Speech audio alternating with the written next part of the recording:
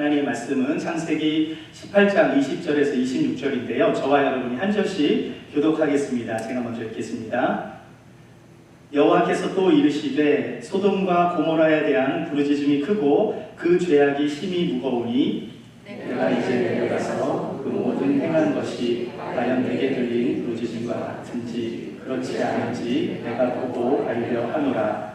그 사람들이 거기서 떠나 소돔으로 향하여 가고 아브라함은 여호와 앞에 그대로 섰더니 아브라함이 가까이 나아가 이르되 주께서 의인을 악인과 함께 멸하려 하시나이까. 그 성 중에 의인 50명이 있을지라도 주께서 그곳을 멸하시고 그 50 의인을 위하여 용서하지 아니하시리이까. 주께서 이같이 하사 의인을 악인과 함께 죽이시는 부당하오며 의인과 악인을 같이 하심도 부당하니이다. 세상을 심판하시는 이가 정의를 행할 것이 아니니까. 우리 함께 읽겠습니다. 여호와께서 이르시되 내가 만일 소돔 성읍 가운데에서 의인 50명을 찾으면 그들을 위하여 온 지역을 용서하리라. 아멘. 네, 오늘은 성경의 인물들의 기도 시리즈 두 번째 말씀을 나눌 텐데요. 네, 오늘의 주인공은 아브라함입니다. 아브라함 너무나 잘 아는 인물이죠. 항상 아브라함 하면은 아브라함 생각할 때 따라오는 수식어가 좀 있어요. 어떤 수식어죠? 아브라함은 믿음의 조상. 네, 이런 수식어가 따라오는데요. 왜 아브라함이 믿음의 조상으로 불려지는가? 아마도 아브라함한테는 어마무시한 믿음이 있기 때문에 그런가 보다 생각할 수 있지만 사실 아브라함이 처음부터 완벽한 믿음을 가졌기 때문에 우리가 볼 때 믿음의 조상이라고 그렇게 불려진 건 아니에요. 하나님께서 아브라함한테 본토와 아비집을 떠나 그렇게 처음에 떠나라고 말씀하셨을 때 아브라함은 어떻게 했는가? 아버지 데라를 데리고 하란까지 갔었어요. 그리고 그 하란에서 아버지 데라가 죽고 난 다음에 하란에 있던 조카 롯을 데리고 가나안 땅으로 온 것입니다. 자, 그러니까 아브라함은 오랜 시간에 걸쳐서 하나님의 말씀을 따른 거예요. 그러니까 처음부터 100% 즉각 순종하지는 않았다는 것을 우리가 알 수 있어요. 그리고 아브라함이 가나안의 세겜이라는 곳에 정착했을 때 하나님은 가나안 땅을 이렇게 다 주시겠다고 약속하셨는데 그 땅에 기근이 오자 어떻게 해요? 애국으로 가죠. 먹고 살아야 되니까 이제 뒤도 안 돌아보고 애국으로 갔다가 어떻게 됩니까? 애국의 바로 왕에게 아내인 사라를 빼앗길 뻔도 했어요. 근데 아브라함이 좀 치사한 방법으로 그 자신의 목숨을 구제하기 위해서 아내인 사라를 아내라고 말을 하지 못합니다. 누이 동생이라고 이렇게 불러댔어요. 그러다가 아내를 거의 빼앗길 뻔했잖아요. 사실 아브라함의 잘못을 들춰내려면 한두 개가 아니에요. 또 하나님은 사라를 통해서 자식을 주시겠다고 약속을 했는데 또 어떻게 합니까? 인간적인 방법으로 하갈을 통해서 이스마엘을 낳기도 했어요. 자, 이처럼 문제도 많고 부족해 보이는 사람이 믿음의 조상이 될 수 있었던 이유가 무엇인가? 그것은 하나님께서 오랜 시간에 거쳐 그 연약한 인간인 아브라함을 믿음의 조상이 될 수 있도록 빚어가시고 그렇게 만들어 가셨다는 사실이에요. 따라서 우리에게도 희망이 있는 것입니다. 왜 그렇습니까? 하나님이 항상 인도해 주십니까? 이처럼 인간적으로 연약함이 많았던 아브라함이 훗날 믿음의 조상이 되기까지 하나님의 인도하심과 개입이 있었고요. 또 그가 믿음의 아버지로 되어가는 과정 속에 오늘의 이야기가 있는 거예요. 그 이야기가 무엇입니까? 아브라함의 기도 이야기가 있는 거예요. 자, 오늘 나누게 될 아브라함의 기도 이야기를 좀 더 이렇게 이해를 돕기 위해서 우리가 창세기 13장의 말씀을 좀 알아야 하는데 지금 창세기 13장의 배경은요. 아브라함이 아내 사라와 또 롯과 함께 애굽에 갔다 그랬었잖아요. 자, 그래서 우여곡절 끝에 다시 돌아옵니다. 이제 가나안 땅에 다시 정착하게 되는 과정에서 발생한 일이에요. 8절과 9절을 보겠습니다. 읽어보겠습니다. 시작. 아브라함이 모세에게 이르되 우리는 한 친족이라 나나 너나 내 목자나 내 목자나 서로 다투게 하지 말자. 네 앞에 온 땅이 있지 아니하냐. 나를 떠나가라. 네가 좌하면 나는 우하고 네가 우하면 나는 좌하리라. 문제가 생겼는데요. 문제의 발단은 아브라함과 그 롯의 목자들 사이에, 아브라함의 목자들과 롯의 목자들 사이에 다툼이 일어난 거예요. 원인은 무엇이에요? 가축의 소유가 많아졌기 때문에 다툼이 일어났어요. 소유가 적었을 때는 다툼이 없었는데 소유가 많아지다 보니까 풍족한 것이 다 좋은 줄만 알았는데 오히려 그것이 다툼의 원인이 된 것입니다. 이때 이 문제를 해결하기 위해서 아브라함이 두 가지 제안을 해요.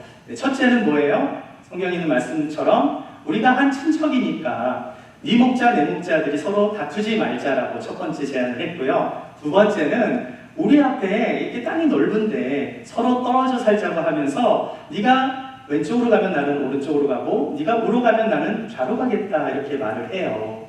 이 제안을 누가 했어요? 아브라함이. 그런데 여러분 생각해 보세요. 서열로 보면 누가 높습니까? 삼촌인 아브라함이 높잖아요. 그런데 조카 롯에게 좋은 것을 먼저 선택하라고 선택권을 준 거예요. 양보한 거죠. 이것은 아주 배려가 깊은 그런 말이었어요. 한번 생각해 보세요. 엄밀히 따지고 보면 롯은 처음부터 재산이 없었거든요. 아브라함이 애굽에서 있다가 나올 때에 애굽의 왕 바로가 사라의 몸값으로 뭐 은도 주고 금도 주고 뭐 양과 소와 뭐 노비도 주고 뭐 나귀 이런 걸 많이 줬어요. 치창금 같은 걸로 이렇게 줬는데 그걸 그냥 다 준 겁니다. 근데 그거를 가나안 땅으로 가지고 올 때 아브라함이 그걸 또 나눠서 롯에게 주었기 때문에 롯의 소유가 많아진 거였거든요. 따라서 아브라함이 롯의 소유를 다 뺏어간다 해도 다 내 거야 그렇게 말할 수 있는 거죠. 그런데 그렇게 하지 않았다는 거예요. 아브라함은 조카 롯의 몫을 다 챙겨주고 또 네가 원하는 대로 가라, 먼저 가라, 선택지까지 양보를 한 것입니다. 이때 롯이 선택한 곳이 어디였는가? 10절에서 11절 말씀 다시 읽어보겠습니다. 이에 롯이 눈을 들어 요단 지역을 바라본즉 소알까지 온 땅에 물이 넉넉하니 여호와께서 소돔과 고모라를 멸하시기 전이었으므로 여호와의 동산 같고 애굽 땅과 같았더라. 그러므로 롯이 요단 온 지역을 택하고 동으로 옮기니 그들이 서로 떠난지라. 롯이 선택한 곳이 어디예요? 요단 지역이었는데 그곳은 소돔과 고모라가 있던 땅이었어요. 자, 여기 한번 지도를 보시면 소돔과 고모라가 어디 있습니까? 네, 여기가 이제 사해고요. 이쪽이 큰 사해가 있고 요단강, 요 밑에 있는 겁니다. 그러니까 사해 남쪽에 있는 위치예요. 그리고 그 밑으로 이어지는 이 소알, 네, 소알이라는 곳이 있는데 그 지역까지 물이 넘쳐 보이니까 롯이 볼 때 여기가 마치 여호와의 동산 같고 애굽 땅과 같이, 애굽 땅에 가면은 나일강이 항상 겁나 많으니까 너무나 좋은 땅으로 보였던 거예요. 제가 질문을 한번 드립니다. 만약에 아브라함이 선택권을 롯에게 주었을 때 아니 삼촌 무슨 말씀이에요? 삼촌 때문에 제가 이렇게 부를 누리게 된 것인데 삼촌이 먼저 좋은 것을 택하셔야죠 하면서 만약 롯이 아브라함한테 선택권을 양보했다면 아브라함이 소돔과 고모라로 갔을까요? 아니에요. 가나안 땅에 좋아 보이는 곳이 뭐 소돔과 고모라 뿐이겠습니까? 갈 곳이 많아요. 네, 굳이 죄악의 도시인 소돔과 고모라에 갈 필요가 없는 거예요. 자, 그런데 롯의 눈에는 그 많고 많은 땅 중에 어디가 좋게 보였어요? 소돔과 고모라가 마치 여호와의 동산 같았다. 마치 에덴 동산 같이 보였던 거예요. 한마디로 롯이 볼 때 저기는 롯도가 있는 거예요. 롯이니까 롯도가 있다 그러면서 간 거예요. 자, 이것은 롯의 영적인 상태를 보여주고 있는 것입니다. 롯도 하나님을 믿었어요. 하지만 그의 믿음은 어떤 믿음인가? 세속적인 믿음이었다는 거예요.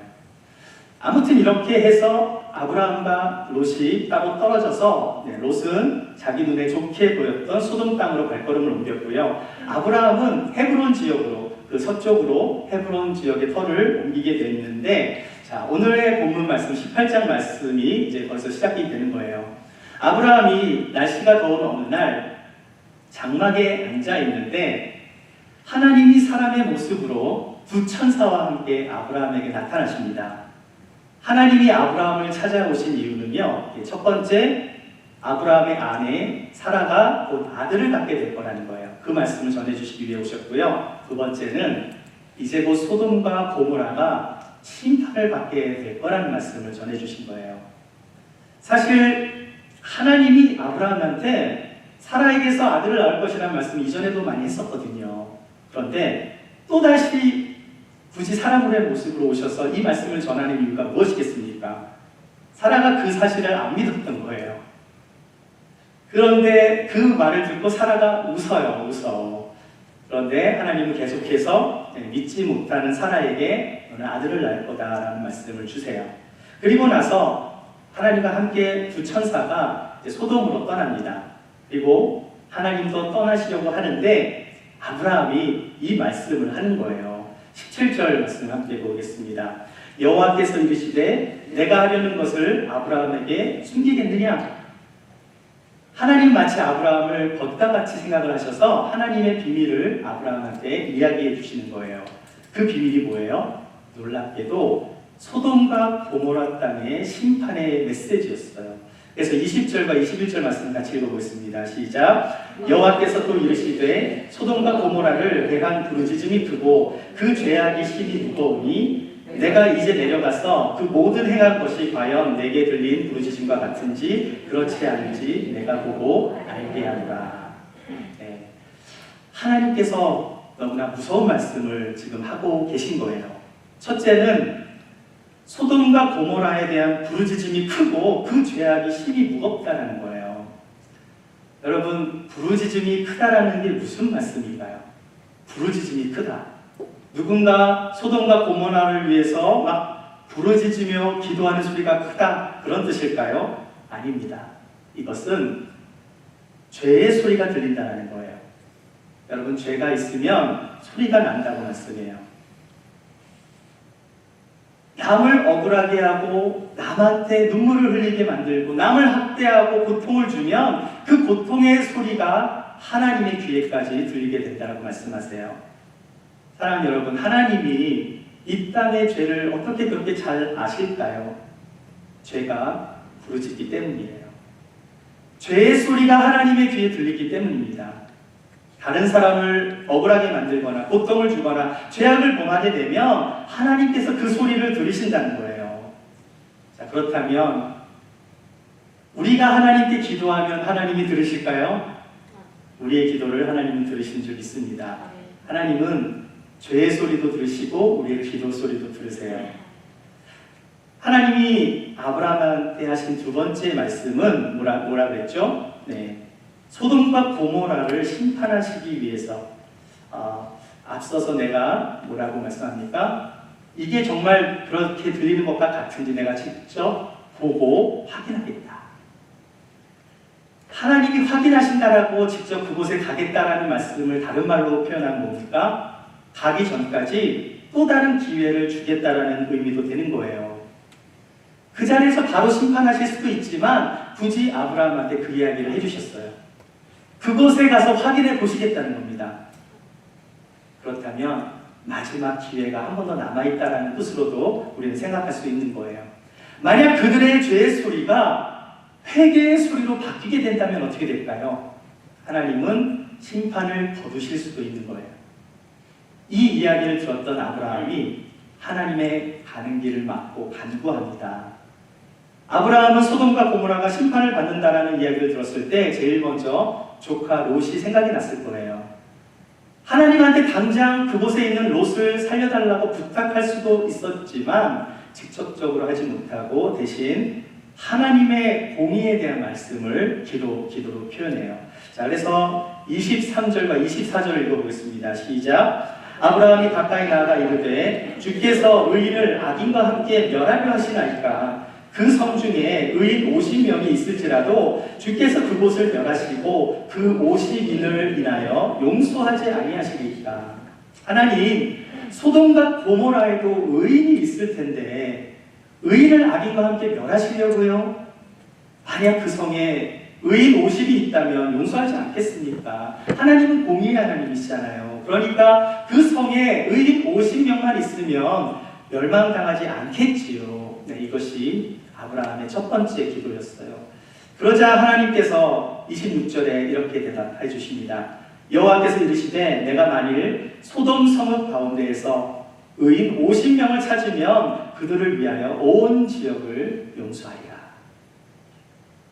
아브라함은요, 그 성이 아무리 죄가 많다 하더라도 적어도 의인 50명은 되겠지라고 생각해서 의인 50명을 이야기한 건데, 하나님은 너무나 쉽게 소돔 성에서 의인 50을 찾으면 그 지역을 용서하시겠다고 하신 거예요. 자, 그러자 아브라함이 고민하며 다시 하나님께 간구합니다. 27절과 28절입니다. 같이 읽어보겠습니다. 시작. 아브라함이 대답하여 이르되 나는 티끌이나 재와 같사오나 감히 주께 아뢰나이다. 50의인 중에 5명이 부족하다면 그 5명이 부족함으로 말미암아 온 성읍을 멸하시리이까. 이르시되 내가 거기서 45명을 찾으면 멸하지 아니하리라. 하나님의 응답을 들은 아브라함은요, 속으로 의인 50명이 안 되나 보다 생각을 했을 거예요. 그래서 아브라함은 50명에서 5을 뺀 숫자 의인 45명이면 안 되겠으니까 두 번째 강구를 합니다. 그러자 하나님께서 또다시 말씀하시는 거예요.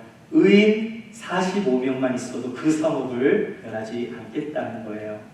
자, 그러자 아브라함이 세 번째 강구를 해요. 29절 말씀 읽어보겠습니다. 시작. 아브라함이 또 아뢰어 이르되 거기서 40명을 찾으면 어찌하리라 하시나이까. 이르시되 40명으로 말미암아 멸하지 아니하리라.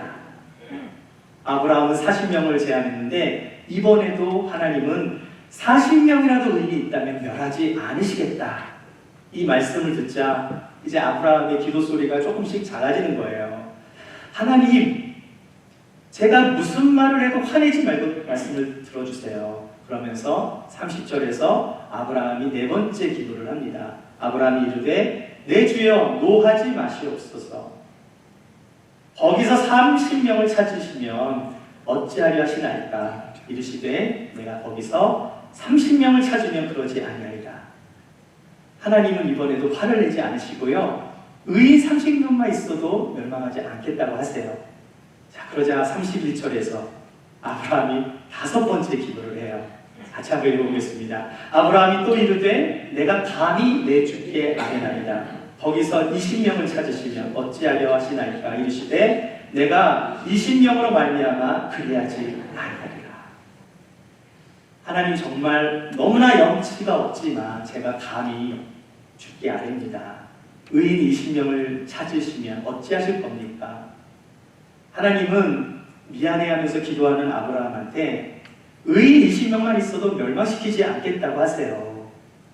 자, 이쯤 되면 아브라함이 좀 포기할 만도 한데 아브라함은 이번이 마지막이라고 생각하고 여섯 번째 간구를 해요. 그러면서 어떻게 하죠? 10명으로 제안을 해요. 32절입니다. 아브라함이 또 이르되 주는 노하지 마옵소서. 내가 이번만 더 아뢰이다. 거기서 10명을 찾으시면 어찌하리 하시나이까. 이르시되 내가 10명으로 말미암아 멸하지 아니하리라. 주님, 노하지 말아주세요. 이번 딱 한 번만 아뢰겠습니다. 의인 10명을 찾으면 어찌하시겠습니까? 그런데 놀랍게도 이번에도 하나님은 아브라함한테 의인 10명만 있어도 멸하지 않으시겠다고 하신 거예요. 여러분, 지금 이 스토리 여러분 너무나 유명한 스토리니까 잘 아시잖아요. 이 내용에서 이 아브라함의 기도를 통해서 여러분 무엇을 느끼십니까? 혹시 이런 생각은 안 해보셨어요? 하나님, 진짜 너무나 염치가 없고 죄송한데 의인이 5명만 있으면 그 성을 멸하지 않겠습니까? 만약 아브라함이 한 번 더 이렇게 기도를 했다면 하나님께서 어떻게 반응하셨을까요? 그런데 아브라함은 이 7번째 기도를 하지 않았어요. 안 한 걸까요? 못 한 걸까요? 하나님께 너무나 죄송해서 차마 5명까지 줄이지 못한 것일까요? 사실 소돔에는 롯의 가족들이 있었거든요. 롯과 그의 아내와 2딸과 또 결혼할 사위까지 다 합치면요, 총 6명이 있었습니다. 자, 그러니까 6명 중에 의인 5명이 있을 가능성이 많아요. 그런데 왜 아브라함은 마지막 카드를 사용하지 않은 것인가? 하나님 정말 너무 죄송한데 이번에 노하지 마시고 좀 들어주세요. 혹시 의인이 한 명만 있어도 그 성읍을 멸하지 않겠습니까? 라고 만약 아브라함이 그렇게 기도를 했다면 하나님은 뭐라고 대답하셨을까? 저는 두 가지라고 생각합니다. 1번, 아브라함의 기도를 들어주셨을 것이다. 2번, 소돔과 고모라의 심판은 정해졌기 때문에 어떻게 기도하거나 상관없이 심판을 받을 것이다. 1번일까요? 2번일까요? 1번. 성경에는 나와 있진 않아요. 그런데 기도는 해봐야 하는 거잖아요. 아는 거잖아요. 그렇죠? 아브라함이 만약 7번째 기도에서 의인 한 명만 있어도 멸하지 않겠습니까? 라고 기도를 했을 때 그동안 하나님의 응답 패턴이라는 게 있어요. 응답 패턴. 그 패턴을 잘 보면 6번째까지 들어주셨는데 7번째 안 들어주실까? 확률적으로 보면 7번째까지 들어주실 확률이 더 많아요. 그런데 만약에 아브라함이 정말 7번째 그렇게 기도를 했다면 어쩌면 소돔과 고모라가 멸망당하지 않을 수도 있어요. 왜 그렇죠? 저는 이 본문 말씀을 오랫동안 묵상을 했어요. 말씀을 준비하면서 이 부분을 굉장히 정말 기도하듯이 묵상을 했습니다. 왜 아브라함은 이왕 기도하는 거 10명에서 5명으로 줄이지 못했는가? 아니면 아예 1명으로 줄이면 어떻게 됐을까 생각을 해봤습니다. 그런데 아브라함은 왜 그렇게 기도하지 않았던 걸까요? 하나님께서 지금 너 나랑 장난하냐? 그 소리를 들을까봐 무서워서 기도하지 못했던 걸까요? 사실 아브라함은 처음에 소돔과 고모라에 대한 정말 생각해 볼 때 최소한 의인이 50명은 되겠지라고 생각을 한 거예요. 정말로요. 그래서 50명이면 멸망하지 않겠습니까? 하나님의 공의로우신 하나님을 정말 그렇게 하나님 공의로우신 하나님을 들먹거리면서 하나님께 기도했던 거예요. 그런데 아니었거든요. 그러자 50명에서 45명, 45명에서 40명, 30명, 20명, 10명 숫자를 줄이면서 기도할 때마다 아브라함이 깨닫는 게 있습니다. 그것은 정말 그 땅에 10명이 없어서 의인 10명이 없어서 심판을 받아야만 하는 그 땅의 죄악을 아브라함도 알게 된 거예요. 그런데 아브라함이 또 하나 깨달은 것이 있어요. 그렇게 아브라함이 숫자를 줄여가며 기도를 했을 때 하나님은 신실하게 아브라함의 기도를 꾸짖지 않으시고 다 들어주셨다는 사실이에요. 아브라함은 하나님께 죄송한 마음으로 간구를 했지만 동시에 자신의 중보기도를 통해서 그 땅이 어쩌면 멸망당하지 않을 것이라는 하나님의 양보하심을 경험한 것입니다. 하나님께서는 의인 10명만 있어도 멸하시지 않겠다고 하셨으니까요. 자, 그렇다면 하나님의 뜻은 그 땅을 멸망시키고 싶으신 겁니까? 아니면 구원하고 싶으신 겁니까? 하나님은 어제나 오늘이나 이 땅이 심판받는 것이 아니라 구원받기를 원하시는 거예요. 하나님은 소돔과 고모라가 멸망되기를 바라지 않으셨을 것입니다. 어떻게 할 수 있어요? 의인이 10명만 있어도 멸망시키지 않겠다고 하셨으니까요. 하지만 그곳에는 의인이 10명이 없었어요. 자, 여기서 우리는 하나님의 마음이 어떠신가를 우리는 헤아릴 수 있어야 돼요. 여기 예레미야 5장 1절 말씀을 한번 읽어보겠습니다. 시작! 너희는 예루살렘 거리로 빨리 다니며 그 넓은 거리에서 찾아보고 알라. 너희가 만일 정의를 행하며 진리를 구하는 자를 한 사람이라도 찾으면 내가 이 성읍을 용서하리라. 이 말씀은요, 하나님께서 예루살렘을 심판하시기 전에 예레미야 선지자한테 하신 말씀이에요. 만일 정의를 구하며 진리를 구하는 자를 단 한 사람이라도 찾으면 내가 이 성읍을 용서하리라. 여러분, 이 말씀을 통해서 무엇을 느끼게 됩니까? 심판하고 싶으신 하나님입니까? 아니면 심판을 하실 수밖에 없는 마음이 찢어질 듯 아프신 하나님을 느끼십니까? 아브라함 시대의 하나님과 예레미야 시대의 하나님은 동일하신 하나님이잖아요. 만약에 아브라함이 7번째 기도에서 의인 한 명만 있으면 멸하지 않겠습니까? 라고 기도를 했다면 어쩌면 소돔과 고모라는 멸망당하지 않을 수도 있었을 거예요. 왜죠? 최소한 롯은 있었으니까. 여러분, 롯에 대해서 베드로후서 2장 말씀을 보시면요, 소돔과 고모라 성을 멸망하기로 정하여 죄가 되게 하사 후세에 경건하지 아니할 자들에게 본을 삼으시기 위해서 했다는 거예요. 무법한 자들의 음란한 행실로 말미암아 고통당하는 의로운 롯이라고 말하고 있습니다. 그 의로운 롯을 던지셨다는 거예요. 자, 그러니까 이 말씀이 뭐예요? 소돔과 고모라를 멸망시키신 이유, 그 이유가 뭡니까? 그들의 멸망이 후세에 경건하지 않는 자들에게 경각심을 보여주기 위해서 본을 삼으셨다는 거예요. 따라서 하나님이 진짜 원하시는 것은 이들의 멸망을 통해서 후세를 구원하시겠다는 것입니다. 죄가 오염되니까. 그 땅이 멸망당할 때 그러나 의로운 롯은 번지시겠다는 말씀이에요. 자, 그렇다면 다시 질문해 봅니다. 소돔과 고모라의 심판은 그들의 죄 때문입니까? 아니면 아브라함의 기도가 부족했기 때문입니까? 그들의 죄 때문이다. 아브라함의 기도가 부족했기 때문이다. 1번이죠. 네. 여러분, 기도에 분량이 있을까요? 어떻게 생각하세요? 기도에 분량이 있습니까? 저는 있다고 생각해요. 그런데 분명한 사실은 기도는 하나님의 때에 반드시 응답을 받게 되는데, 중보기도는요, 나의 분량을 채우는 것이 아니라 하나님의 분량을 채우는 거예요.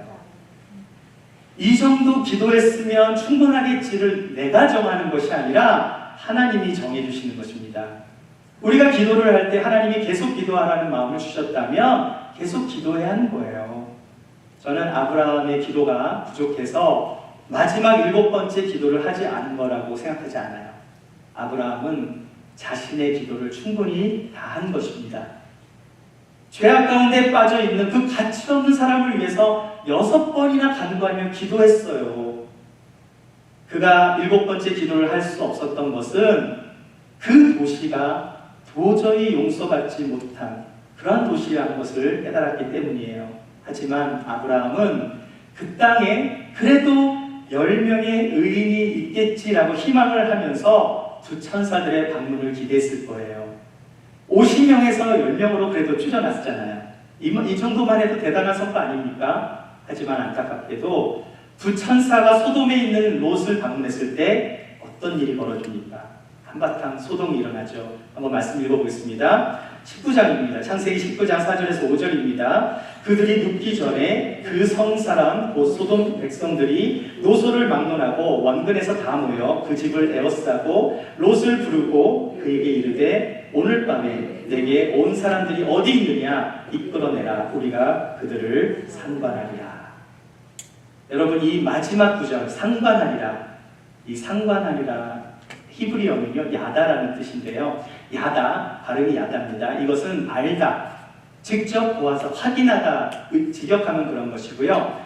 이 속뜻은요 그들과 관계를 갖겠다라는 뜻이에요. 여러분, 소돔에서 소돔이라는 영어가 나왔습니다. 소돔이가 뭐냐? 소돔이는 남색이에요. 소돔 사람들을 가리킨 말입니다. 남색이 뭐죠? 남성들 간의 동성애를 말하고 있어요. 하나님은 그들에게 마지막 기회를 주신 거예요. 그런데 그들의 죄악은 계속해서 크게 부르짖고 있었던 거예요. 천사들이 방문했는데 천사들과 상관하겠다라는 거예요. 한두 명도 아니고 그 동네 사람들 다 와가지고. 여러분, 아브라함의 기도는 10명의 의인이 없어 소돔과 고모라가 심판을 받을 수밖에 없었다는 거예요.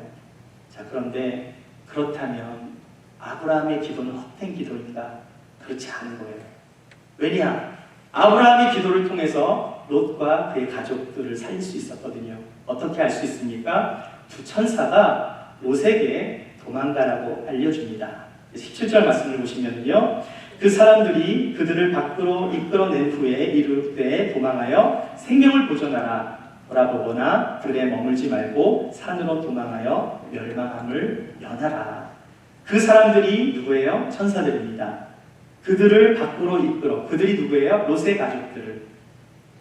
아브라함이 계속해서 기도를 했기 때문에 천사들이 그 아브라함의 기도를 알고 그들을 구원해 주려고 말을 한 거예요. 들에 머물러 있지 말고 산으로 올라가라고, 소알산으로 올라가라고 한 거예요. 사랑하는 여러분, 아브라함의 중보 기도가 롯의 가족을 구원하는 데 쓰임을 받은 거예요.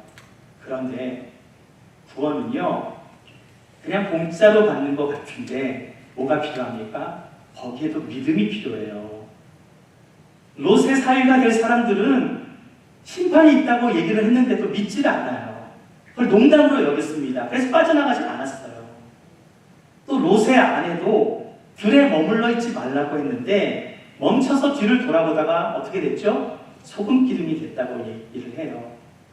저는 청년 때요, 롯의 아내가 뒤를 돌아보다가 소금 기둥이 됐다는 이 말이 너무 신화 같고 만화 같아서 잘 믿어지지 않았어요. 그런데 폼페이의 화산 폭발을 통해서 이 이야기가 사실일 수 있겠다는 것을 알았어요. 여러분, AD 79년 8월 24일 오후 1시에 로마의 5대 도시 폼페이에서 화산이 폭발하면서 폼페이가 하루아침에 다 사라진 그 사건이 있었어요. 자, 이 사건은 마치 아브라함 시대의 소돔과 고모라의 멸망 사건을 오마주하는 사건처럼 보입니다. 당시 폼페이에 인구가 대략 25,000에서 2만 명에서 2만 5천 명 정도 살았는데 이날 용암이 분출하면서 그 유독성 화산가스로 인해서 그 폼페이의 시민들 중에 거의 10%, 2천여 명이요 모두 질식해서 숨졌고요. 그 후에 그 폼페이시는 정말 화산재로 6m가 넘는 화산재로 다 뒤엎어 버렸어요. 훗날 이 도시를 발굴하다가 재 속에서 어떤 일정한 빈 공간을 발견하게 됩니다. 이 발굴 감독이요, 빈 공간에 그 구멍을 뚫고 거기다가 회반죽을, 석고를 만들 때 회반죽을 넣잖아요. 회반죽을 부은 다음에 마르기를 기다리고 그 다음에 너무나 놀라운 사실에 경악을 하지 않을 수가 없었어요. 회반죽을 넣어봤더니 이런 모양이 되었던 거예요. 굳은 회반죽에 묻은 화산재를 떨어버리자 지금 보는 사진처럼 잠든 여인, 남자, 심지어는 동물의 모습, 또 다른 사진을 보면은요, 막 동성애하는 그런 상황에서 그런 것도 있고요. 하여튼 많은 사람들이 그곳에서 이렇게 죽었던 그 심판의 어떤 그런 모습들을 보게 되는데, 이렇게 동물이나 사람의 형상을 완벽하게 재현하게 된 게 무엇이었는가? 여러분, 고고학을 통해 밝혀진 구약의 성경 이야기라는 책에서 과학자면서도 복음 전도자인 닥터 해리 리머라는 박사가 이것을 이렇게 설명을 해요. 화산재는 물에 쉽게 용해되는 화학성분을 가지고 있다고 해요. 시간이 지나면서 이 폼페이를 덮었던 이 화산재가 부드러운 돌이 되어서 경석같이 돼서 물이 쉽게 스며드는 상태로 이제 변하게 된다고 합니다. 그러니까 사람의 몸을 뒤엎은, 동물을 뒤엎은 화산재는요, 화학 반응을 일으켜서 시신을 아주 딱딱한 화학 물체로 만들어버린다는 거예요. 그리고 2000년의 세월이 지나면서 그 화학 물체들은 놀랍게도 염화나트륨의 성분인 소금으로 변한다는 거예요. 화학가스의 일부인 Cl이라고, 그 Cl 염소 이온이 소금의 주성분이에요. 1928년도에 이 소돔 지역을 발굴하면서 두께가 45m나 되는 소금층을 발견하게 되었는데, 그 소금층 위에는 엄청난 양의 유황이 있었다고 해요. 여러분, 여기가 소금산입니다. 소돔산. 근데 사해에서 남쪽으로 해안선을 따라 1시간 정도를 달리면은요, 소돔산이라는 곳이 있는데요. 높이가 한 200m 정도 되는데 좀 독특한 산이죠. 흥미로운 것은 이 산의 80%가 소금으로 되어 있어요. 이 소돔이 있었던 사해 남쪽에 있는 산입니다. 여러분, 사해의 사진을 한번 보여드릴게요. 사해에 소금이 많은 이유는, 물론 이 사해가 지형이 낮아요. 그러니까 바닷물이 들어오기는 하는데 나가지는 못하니까 하루에 땡볕에 물이 얼마나 많이 증발하겠어요. 그러니까 뭐가 많이 남습니까? 소금이 많이 남겠죠. 자, 그래서 소금이 많은 거예요. 여러분 보통 에버리지 바다의 그 소금의 농도가 3.5% 정도 됩니다. 자, 그런데 사해는요 31.5%나 돼요. 소금이. 일반 바다보다 거의 9배가 더 높은 거죠. 그래서 사람들이 사해에 누우면 가만히 있어도 몸이 저절로 둥둥 뜨는 거예요. 산소압 작용 때문에. 누워서 책을 봐도 돼요. 그리고 물이 한번 닿기만 하면 소금이 막 생긴대요. 30분 이상 들어가지 말라고 그러더라고요. 제가 바다 사진을 보여드릴게요. 바다에 염분이 없다면 어떻게 될까요? 자, 바다에 3.5% 염분이 없다면 어떻게 될까요? 겨울이 오면 금방 얼어버리겠죠. 여러분, 바다는요 얼지 않아야 지구의 기후를 따뜻하게 보온을 해주거든요. 바다가. 만약에 바다가 다 얼어버리면 지구가 너무너무 추워서 사람이 살지 못하게 되는 거예요. 또 소금은 어떤 역할을 합니까? 살균 작용을 하는 거예요. 바다가 얼지 않도록 또 썩지 않도록 바닷물이 싱싱하게 썩지 않도록 살균 작용을 해줘요. 바다에 소금이 없으면 바다 물고기들은 다 죽어버려요. 바다에 있는 물고기들 민물 거기다가 그냥 물에다 넣어보세요. 다 죽습니다. 그럼 어떻게 됩니까? 결국 지구에 엄청난 위험한 많은 생명체들이 살 수 없게 되는 거죠. 기후도 바뀌고. 이처럼 염분이 중요합니까? 중요하지 않습니까? 이러한 광물의 나트륨 이온과 화산의 염소 기체 CL 그 이온이 만나서 염화나트륨을 만들면 그것이 땅에 스며들게 되고요. 또 비가 오면 녹아서 어디로 가요? 바다로 흘러가는 거예요. 그래서 염분이 있는 바다가 되는 거예요. 너무나 신비하죠. 네. 아마 로세 안에는 멈춰서 도망가다가 또 뒤를 돌아봤는데 뜨거운 화산재에 묻혀서 그렇게 소금 기둥이 되었던 거예요. 하나님의 말씀은 과학적으로 증명이 될 때가 많습니다. 그런데 하나님의 말씀을 꼭 과학적으로 설명할 필요는 없어요. 중요한 것은 우리가 하나님의 말씀을 믿으면 믿는 자에게 그 말씀은 우리의 삶에서 증명이 될 줄 믿습니다. 하나님을 믿는 자에게 하나님의 말씀이 역사하는 거예요. 소돔과 고모라는 죄가 너무 관영해서 그 죄에 부르짖는 소리가 가득해서 불과 유황의 심판을 받을 수밖에 없었어요. 하지만 아브라함은 조카 롯을 사랑했고 결코 롯을 포기하지 않았습니다. 아브라함의 기도는 한 영혼을 위한 구원의 기도였어요. 여러분, 우리가 기도할 때 가끔씩 그냥 입술에서만 맴도는 기도를 할 때가 있지 않습니까? 왜 그렇게 기도할 수밖에 없을까요? 그것은 한 영혼을 위한 뜨거운 사랑의 마음이 없기 때문이라고 생각해요.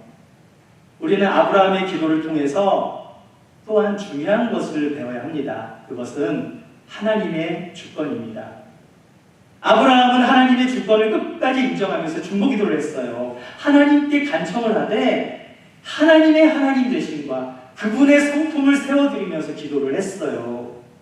여러분, 기도는 내가 결제하는 것이 아니라 하나님이 결제하시는 거예요. 우리는 하나님께 청원을 하지만 응답은 하나님이 하십니다. 하나님의 주권을 인정한다는 것이 무엇입니까? 그것은 언제나 하나님의 뜻을 따르겠다고 결정하는 마음이에요. 기도는 나의 뜻을 관철하는 것이 아니라 하나님의 뜻이 나의 기도를 통해 관철이 되는 것입니다. 그리고 하나님께 드려진 기도는 온전히 하나님께 맡기는 거예요. 아브라함의 기도가 의인 50명에서 10명까지 내려간 다음에 어떻게 했나요? 아브라함은 자신의 모든 바램을 하나님께 맡기고 본인의 자리로 돌아갔잖아요. 그리고 모든 것을 하나님께 맡기고 하나님의 뜻을 기다린 거예요. 소돔과 고모라는 그들의 죄로 인하여 심판을 받을 수밖에 없었지만 하나님은 아브라함의 중보기도를 통해 롯을 살려주신 것입니다. 이것이 바로 중보기도의 힘인 줄 믿습니다. 사랑하는 여러분, 하나님은 동일하게 아브라함처럼 하나님 앞에 나아가 죄로 물든 세상을 위하여 기도하는 자들을 찾으세요. 어쩌면 우리는 소돔과 고모라보다 더 타락한 세상 속에서 살고 있을지 몰라요. 아브라함은 6번째 기도에서 멈추었지만 우리의 기도는 7번째 기도로 이어져야 할 줄 믿습니다. 하나님은 지금도 하나님의 마음을 이해하고 이 땅의 죄악에 대하여 기도할 중보자들을 찾으시는 거예요. 하나님을 모르는 영혼, 하나님의 사랑이 필요한 영혼, 하나님의 은혜가 필요하고 하나님의 치유가 필요한 한 영혼을 위하여 믿음으로 기도할 수 있는 저와 여러분이 되시기를 주의 이름으로 축원합니다.